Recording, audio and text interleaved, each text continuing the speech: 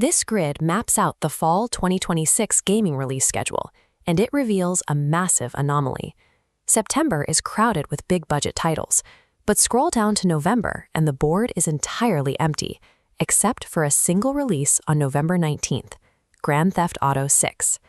Major publishers, including Sony and Marvel, have entered a state of strategic retreat. To avoid the risk of launching against a Rockstar Games title, they've aggressively shifted their release dates to September and October, creating a high-stakes bottleneck 2 months early. This panic is rooted in history. In November 2020, a similar pileup of blockbusters, including Cyberpunk 2077 and Assassin's Creed Valhalla, left several high-profile titles struggling to meet financial targets, as consumers were forced to choose where to spend limited time and money. The industry is reacting to a franchise that commands a different level of influence. When the previous entry launched in 2013, it generated $1 billion in just 24 hours, a record that still stands. With over 200 million copies sold, it remains more profitable than the highest-grossing film franchises in history. When a single product reaches this magnitude, it achieves a state of hyperscale. At this level, the entity is no longer just competing in a market, it becomes a point of gravity that forces the entire industry to reorganize its behavior. But the sheer weight of this dominance raises a question about the future of tech. Does absolute market concentration provide total security, or does it create a systemic fragility that threatens the entire architecture? In early June 2026, the digital asset market began to buckle. Bitcoin dropped below $60,000, and in the single 24-hour window, over 350,000 traders were wiped out, as $1.75 billion in leveraged positions were liquidated. This chart shows Ethereum approaching $1,420, a threshold that acts as the primary collateral for the entire decentralized finance ecosystem. If the price breaks this support, it triggers a chain reaction of automated liquidations. These protocols are designed to sell off assets to protect lenders, which forces the price lower and triggers even more sales in a mathematical death spiral. Institutional investors are responding by moving capital out of digital speculation entirely. They are liquidating crypto holdings to find safety in assets with tangible quarterly earnings. That capital is flowing into the physical infrastructure of the AI boom. Investors are trading speculative tokens for the hardware, the server racks and cooling systems required to run the next generation of large language models. This collapse reveals the danger of centralization. When an entire financial ecosystem relies on a single asset as its foundation, one crack in that asset's price is enough to bring down the whole structure. On June 5, 2026, Cisco disclosed a high-severity vulnerability in its SD-WAN manager. It was the company's 7th zero-day exploit of the year, and at the time of disclosure, no patch was available.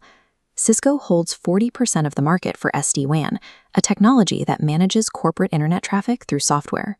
This massive market share makes their software a singular, high-value target for global threat actors. SD-WAN is built for efficiency. Instead of securing every individual office, companies funnel their entire network's routing and security rules into one centralized control node. This specific vulnerability allows an attacker to gain root access to that central node. Because everything is connected, a single exploit gives an attacker total control over the traffic and data of every branch office on the network simultaneously.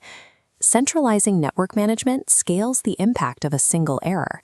By building for maximum efficiency, the industry has ensured that one software flaw can compromise thousands of companies at once. Microsoft's strategy for GitHub Copilot was a multi-billion-dollar bet on dominance. By integrating AI into the tools developers use every day, they aim to own the entire software production pipeline. But that scale has created an infrastructure crisis.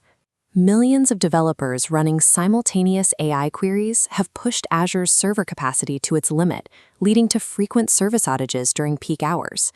To manage the massive compute costs, Microsoft abruptly shifted Copilot from a flat monthly fee to a consumption-based pricing model. The response was immediate. Developers facing unpredictable bills and unreliable service began moving their projects to competing AI tools like Cursor and Claude. Even for the largest tech monoliths, there is a limit to how much resource-intensive technology a single platform can support before the weight of its own scale causes it to fracture. While these digital monoliths continue to grow more centralized, a new set of vulnerabilities is appearing, one that exists entirely outside the reach of firewalls and encryption. This is being exploited by the Silent Ransom Group. In the spring of 2026, they began a series of high-value attacks targeting corporate law firms. They don't try to hack the network remotely. Instead, they dress as IT support, walk through the front door, and gain physical access to the server room. They plug in USB drives and exfiltrate data before anyone realizes they don't belong there. Companies can spend billions on digital security, but those defenses are nullified by a simple social engineering tactic. A person standing in front of you is a variable that code cannot solve for. This tension between the digital interface and the physical world is even forcing companies like Google to rethink their designs for Android Auto. By shrinking pop-up notifications so they don't block the navigation map, Google is attempting to solve the physical danger of distracted driving. It's an admission that even small digital distractions can have catastrophic real-world consequences. The true survivors in a world of hyperscale are often the ones who find a path around the monolith. Just as indie developers are now targeting the empty space in December that Rockstar left behind, the future of tech belongs to those who know when to step away from the center and exploit the gaps.